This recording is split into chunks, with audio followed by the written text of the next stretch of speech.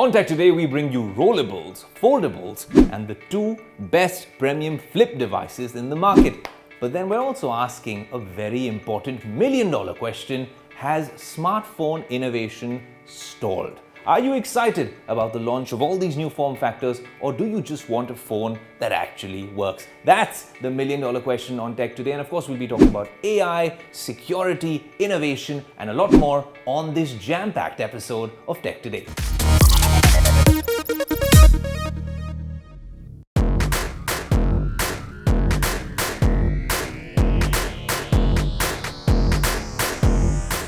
All these years, we've ogled and been awestruck by this foldable, because Samsung really has enjoyed the first mover advantage here in India and in most parts of the world. More importantly, a monopoly with the Samsung Flip 4 and of course the Samsung Fold as well.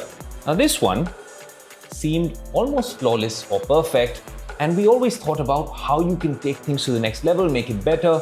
The most satisfying thing though was wrapping up a phone call, maybe when your boss calls you the next time, and slamming this clamshell shut.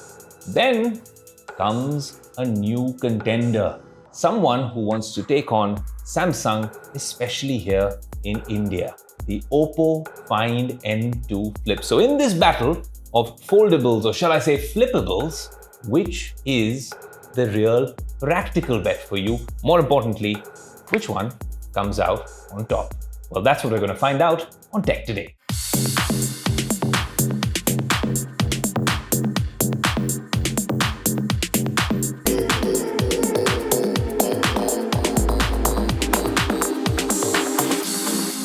After Galaxy Unpacked, we spent a few months with this device, and we had exclusive access to this Oppo Find N2 Flip even before its global launch event in London, where we did all sorts of cool things with this device, took photos to really put it through its paces.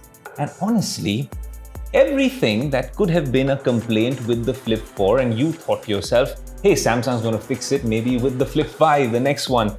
It looks like Oppo has come in, swooped in, and made all those changes. And honestly, this one does pack a punch. The first thing was, the first gripe, when you open this up, the aspect ratio is a little weird. It doesn't seem like a smartphone. More importantly, the crease is clearly visible. If you're not nitpicking, then that's a great viewing experience, because Samsung is absolutely flawless with their usual bar phone displays. But when it comes to this particular foldable, well, that was something that annoyed a lot of people. Cue the Oppo Find N2 Flip, and it's almost like magic. A lot like their other foldable device, which never got here to Indian shores, but the crease isn't visible at all. And I think that's something they take a lot of pride in. And then when you slam this shut, firstly, let me tell you something. It feels a lot more like a device in your hand. When you hold the Oppo Find N2 Flip, it opens up the dimensions. The aspect ratio is a lot more like an ordinary phone. So it feels like you've got an iPhone or even a Samsung S23 in your hand once you open it up. Crease aside, another thing was this horizontal notification screen, which reminded you of the early 2000s. Very limited functionality. Even the cover screen, when you're using it for a camera, doesn't give you a proper perspective or a good understanding of how to use this device. But then when you have almost a secondary display, truly a secondary display, a vertical one too, with all sorts of fun functionality here, and more importantly, 6-7 widgets which can open up the camera app in a jiffy. If you're done with that, even here, the photo that you take on the camera is a lot more accurate, a good representation of what it would actually be like. On that note, fairly decent. In a nutshell, or shall I say in a clamshell, this 1.9-inch horizontal display on the cover screen doesn't make the cut, especially once you've been exposed to this particular 3.26-inch AMOLED panel with all sorts of animations and really interesting functionalities. That's where the Find N2 Flip beats the original flippable or foldable in the foldable race. In terms of what powers these phones under the hood, there is a slight difference. This comes with the older Snapdragon 8 Gen 1. Now, on even the Samsung Galaxy S23 Ultra, they have the 8 Gen 2, And this comes with the MediaTek Dimensity 9000 Plus SoC. Now, honestly, if you want to get basic tasks done on either phone, this MediaTek Dimensity or this Snapdragon 8 Gen 1, it doesn't really make a difference. Both of them can do it absolutely splendidly. This particular device obviously runs on ColorOS, but both devices now have support from Android 13. So all these flexible windows, split screen, all the functions using the cover display as maybe a viewfinder for your camera, all of these features are available on both devices. And so that's quite a smooth experience on either of these flip phones. Talking about the cameras, that's an interesting one. Just look at the sensors here and just look at this device. Oppo is now working on its cameras with Hasselblad, and that means that we will see better color science. But does that mean that the quality of your image changes altogether? Well, you have to log on to the Tech Today website to actually find out more. But what I can tell you is from my experience with their sister brand, OnePlus and Hasselblad, the color science certainly changes, but we'll really have to test these sensors, these lenses, and see what it's all about. But if you want to geek out on just the specs, the Oppo Find N2 Flip comes with a 50 megapixel main camera and an 8 megapixel wide-angle sensor. On the front, it comes with a 32 megapixel selfie shooter, and that's where you can hope that a little bit of magic happens. But when you're talking about the Samsung Galaxy Z Flip 4, it actually has two 12 megapixel sensors, one wide and one ultra wide. And on the front of the phone, if you're relying on the selfie camera, then it comes with just a 10 megapixel selfie camera. But honestly, if you are using this device, the selfie camera does a fairly decent job. It's a matter of personal preference, but I think that the Samsung Z Flip 4 does a better job, even though the specifications tell a whole different story. All right, let's give you a final verdict, because this is a very interesting ending. We're going to end it the way we began. This was the original undisputed winner because there was genuinely no dispute. It was the only device available in this form factor in India. Come March 2023, and they have a very, very worthy contender in the Oppo Find N2 Flip. The Oppo Find N2 Flip costs 89,999. Now, if you have an existing Oppo device that you want to exchange, then this gets a lot cheaper. And other devices as well, you can bring it down to 80 to 85,000 rupees. I think if you were to compare it, it's still more expensive, strangely, in India than most offers included on the Samsung Flip 4. And also, this is an older device, and Samsung has all sorts of bundles that they offer with headphones and watches and whatnot. So you get a bunch of offers on this device. While reviewing this device for the past few weeks and having exclusive access to it, all I can say is this. With the external display, the camera, what they've done with the hinge, the fact that this can open and close 4 lakh times, they've tested this for durability as well. Maybe, and this the jury's still out on, the Oppo Hasselblad partnership and a bunch of things that they are working on, and the utility and functionality of using this device, this definitely trumps the Samsung in more ways than one. And more importantly, Samsung comes with that sort of brand perception of a very premium device. So if you're considering buying a Samsung, I think there's only two types of users. Either you like Samsungs or you just never want to own a Samsung device. Over the years, I've become quite a fan of the way Samsung actually interprets Android. It's become bloatware-free, very good displays, but now we're talking about foldables, and in this flip category, the Oppo is giving it some serious competition in 2023.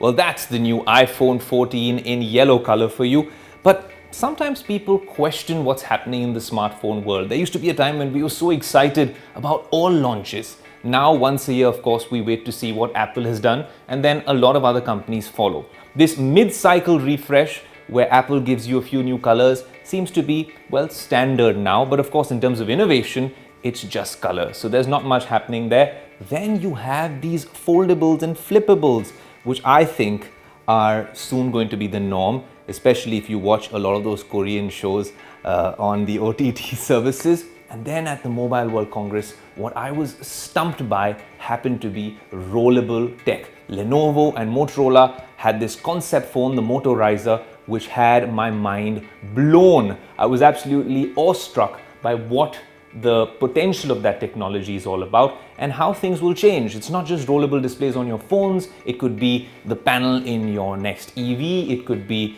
the TV in your house, because we've seen rollable TVs there as well, your laptop, your tablet. The potential is endless when it comes to that sort of technology. And then you have AR, VR, the metaverse. I think communications, technology, the Internet of Things is all going to evolve. And I honestly think that innovation hasn't stalled, or it isn't really hitting a slowdown when we talk about what's happening in the smartphone world. But what do you, the Tech Today community, think about what's happening with smartphones? Do you think rollables, foldables, these flip devices are not enough? We need to hit that next quantum leap, leapfrogging innovation when we're talking about smartphones.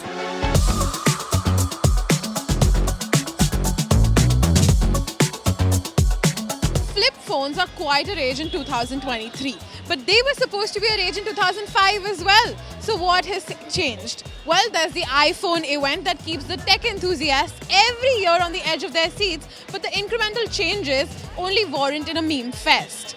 Yes, there's foldable and rollable tech now, but what is it that the Gen Z wants from their smartphones? Well, we're here to find out. Do you think innovation in smartphone has stalled? Up to an extent, yes. Yeah, I also agree with you. Innovation has been ended, and now they are just developing the same thing again and again in the same phone, or you can say the same device. I'm really looking forward to see some new innovation in smartphones. I think over the past decade, smartphone designs hasn't evolved that much. So yeah, the craze has been going downwards in today's time. Considering you guys are Gen Z, do you want the metaverse, VR, AR compatibility, something that artificial intelligence can do to your smartphone? I think I need a phone that's sturdy enough. College students, we just go around here and there, we throw our phones here and there. So as long as it's safe, our phone is safe, and within our budget, of course. People are also moving from iPhone also, because the craze for iPhone is also getting lower and lower because of the new phones upcoming like Xiaomi, Realme. They're coming with different, not that much innovative, but still a bit of innovative, like rolling or folding one that iPhone is not come up with still yet. I need my phone to be slim, to be lightweight, to be carried out easily, to take very less place at my pocket. I think a better internet connectivity. From my side, I would like to say that the software installed in the phone from the manufacturing of the period, it can be more simple. So simpler user interface, better working of apps, better usable storage. That's the kind of innovation these girls are expecting from smartphones. Let's go and find out more. Modularity is something that I'm looking forward to, because that gives me a lot of control in terms of owning what kind of features I want, what amount of RAM is sufficient, what kind of battery is sufficient. There are processors that use AI just to kind of improve its performance. Qualcomm was one of the first to do that, if I'm not wrong. With AI evolving so much and so rapidly in the past few years, I'm really looking forward to see that kind of bomb drop in smartphones. If coming to the hardware side, that you also talked about the flip thing and the fold thing. Hardware innovation, I personally believe there is also a lot of scope for improvement. Like if you increase the brightness of the screen, it's not very user friendly, it's not very comfortable for the eyes. But if it's not very the brightness is not very good, you might not like it in the sunlight in the daytime. Metaverse is, of course, the future, but AI is a part of. Otherwise, people are not going to buy new phones. They're going to be using the same ones. Just now, there are many bots and AIs. Any small version of ChatGPT will be very much helpful for smartphones. So be it flip, fold, roll, or even the classic iPhone, the Gen Z is extremely flexible with the looks of the phone. But what they're looking for in terms of innovation in a smartphone clearly isn't features. With AI and Web3 integration as their expectations, it's certainly a long list that phone makers must definitely get their hands on. In the meantime, you tell us, what is it that you look for in a smartphone in terms of innovation? And do you also think that innovation in smartphone is dead?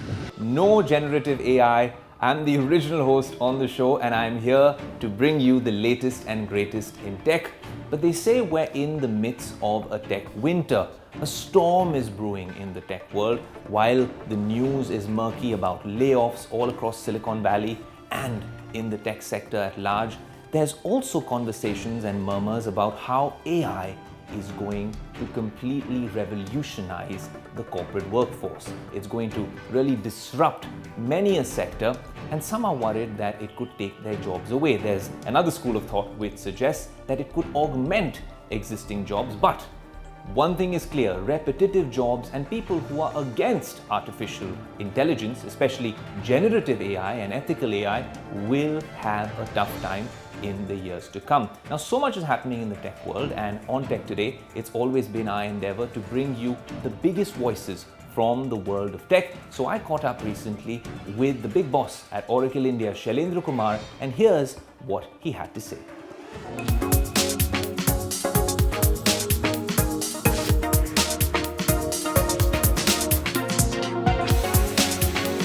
When we're talking about a 30-year journey, that's no mean feat, and it's been transformational for the company as well. One piece that always sticks out for me, and I always seem to ask that question, is really, does it require a change in branding? Because we're talking about a time from millennials to now Gen Z. You're trying to hire and retain the top talent in the industry. Does it require a perception change, and how has Oracle managed to do that, if at all? If you had to see the biggest transformation in the IT industry, Oracle has gone through that transformation. Where we were, say, around 15 years back to where we are today, it's such a big change. We ourselves have become the biggest cloud company in the world. The way we hire people, the way we train them, the way they manage various processes internally, everything is on the cloud. So that's what we show to the world. Just to give an example, we close our books 10 days flat, 10 days. That is, if our quarter is closing today, within 10 days, we are ready to declare the results. That's an amazing achievement, and everything is possible because of cloud. The way we do our appraisals within the company, there's appraisals, we have cut down the time by 70%, again by using some of the cloud techniques. So everything, whatever we are showing to the world, we have embraced ourselves. And when we talk to potential candidates, when they see that how Oracle has changed itself, how Oracle is using some of the cloud techniques, what they are selling outside, they get amazed, and they look forward to joining our kind of company. You know, and I think that's a great proverb as well: practice what you preach. And I think that's exactly what the woke generation of today would like to see and perhaps then embrace. And just to understand a little bit more about your role at Oracle, it obviously extends to the region as well, and with certain responsibilities. How are you seeing things shaping up in the region? So we've already seen what's happening in the US. Like I said, we're in the middle of a tech winter. How are you seeing things, even if we zoom out a little bit and look at a macro situation, not just for Oracle, but in the cloud space, in the larger big tech space? How are things shaping up? And do you think that we'll all be able to bounce back very soon? So Aayush, you know, there have been different kind of studies which have been done, and everyone was saying that India is going to be 5 trillion or 7.5 trillion by 2031, but as per Morgan Stanley. So no one is saying that we are going to slow down. Everyone is going to grow. There is going to be ample space for everyone. The market itself is expanding. So there is aspiration across the enterprises, across small and medium businesses, that how fast we can grow. As my job, and that's what I talk to my team, is ensuring that we are able to support our customers in their journey so that they in turn can support their customer. How do we do it? By giving them choice. Because there is no one size fits all. By giving them choice, that you want to start, say, a private cloud, you want to start a public cloud journey, you want to do a multi-cloud journey, which is the latest thing, or you want to do something called a dedicated cloud. And dedicated cloud for us has become such a big thing.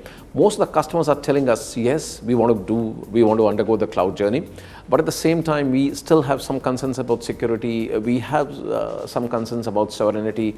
So dedicated cloud is we put our cloud within their data center so that they have the complete control over each and everything, and at the same time, they are getting the best benefits from the cloud standpoint. So what I want to ensure is I'm able to support my customers. And as I said, we have 20,000 customers in India, and 50% of them have joined us in the last 5 years. Right. I want to grow that number, and rather double that number in the next 5 years. Okay. And that's what the aspiration is.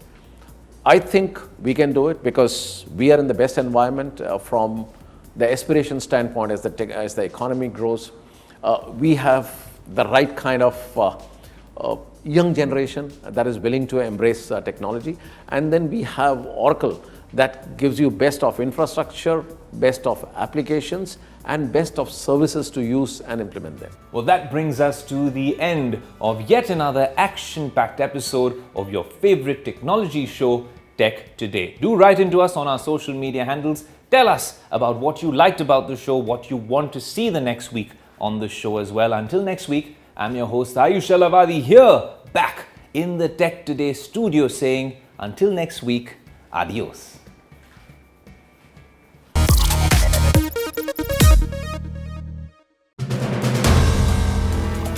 If you like the video, do like, comment, share and subscribe.